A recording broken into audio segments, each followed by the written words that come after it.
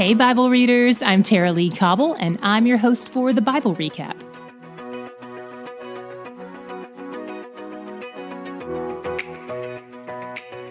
The Bible Recap is brought to you by D Group, discipleship and Bible study groups that meet in homes and churches around the world each week. It's entirely different from what we're doing here with the Bible Recap, but they fit together perfectly. For more information on D Group, check out today's show notes to watch a short promo video. It's only a minute long.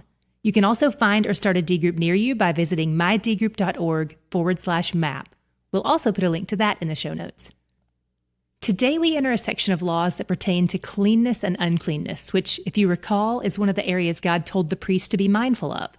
We'll be in this section today and a little bit of tomorrow. Today starts with God giving instructions on what to eat and what not to eat. If you felt like this had echoes of Eden in it, you can eat this, but don't eat that, you're spot on. God is recreating all of this space. There are lots of theories on why specific animals are forbidden. Hygiene, deviation from the norm, affiliation with Canaanite culture, but we don't really know. Keeping these food laws is one part of what is referred to in Jewish culture as keeping kosher.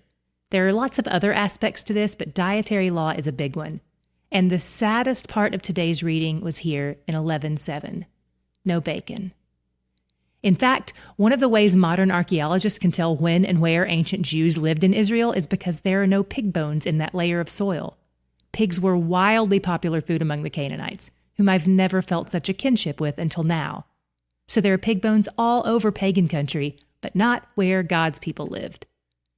They're also not allowed to eat anything that dies on its own. It has to be killed. Likely because if it dies on its own, it might have a disease.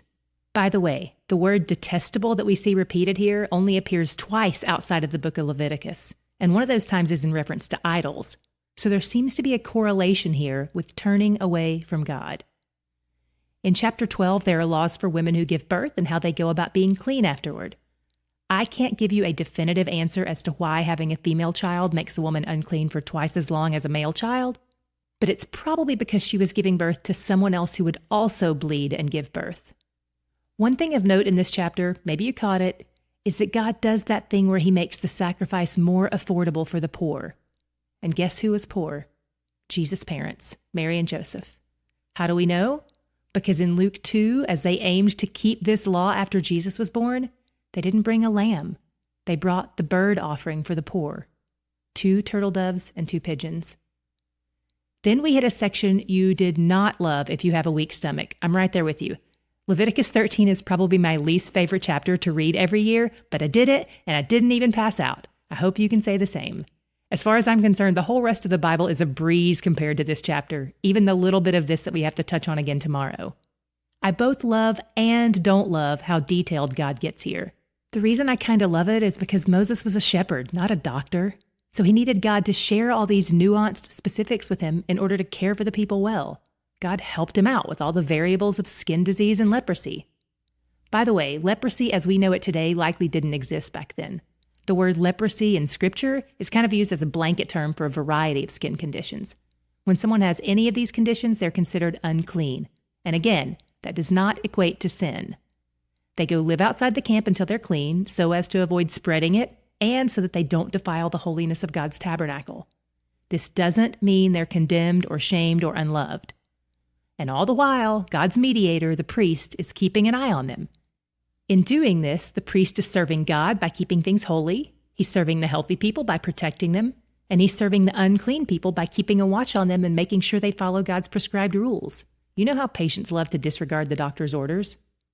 Side note, I'm glad baldness isn't considered unclean, or else would have a much smaller pool for action heroes in our movies. Have you ever noticed that most of them are bald? Meanwhile, back at the Bible and its boils, I'm looking for my God shot. What was yours? Mine was when God tells them that all these laws are a part of what it means to obey him. In 11:44, he says, I am the Lord your God. He starts with relationship. Then he continues, consecrate yourselves therefore, and be holy, for I am holy.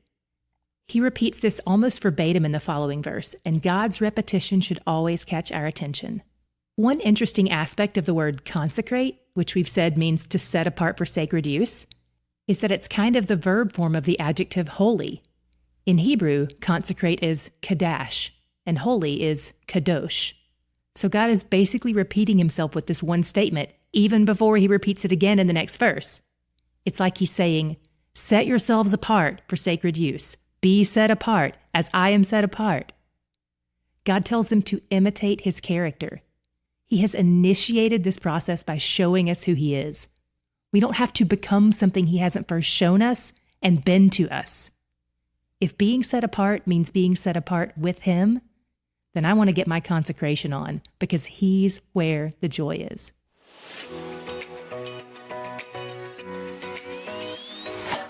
We'd love for you to rate and review this podcast on the platform where you listen. And in case you're wondering, 5-star reviews are our favorite. Thanks to all of you who've already submitted reviews. It encourages me so much to go read through what you've said. I love being on mission with you to know and love God more.